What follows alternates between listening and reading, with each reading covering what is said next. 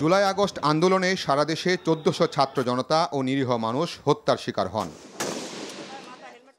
সেই ঘটনায় শেখ হাসিনা, আসাদুজ্জামান খান কামাল ও চৌধুরী আব্দুল্লাহ আল মামুনের বিরুদ্ধে দীর্ঘ আইনি প্রক্রিয়া শেষে বিচারপতি গোলাম মর্তুজা মজুমদারের নেতৃত্বাধীন ৩ সদস্যের আন্তর্জাতিক অপরাধ ট্রাইব্যুনাল রায় ঘোষণা করেন।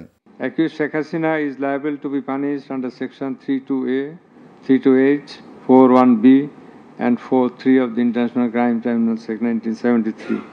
He committed 4 counts of offences, crime against humanity, 4 times.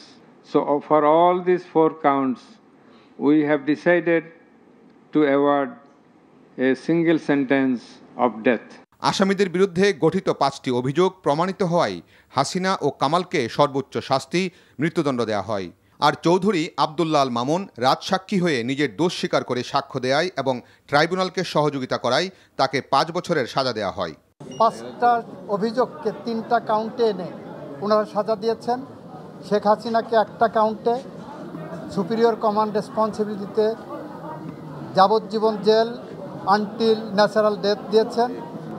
R directly যেটা নির্দেশনা দিয়েছেন সেখানে তাকে ডেথ পেনাল্টি দিয়েছেন।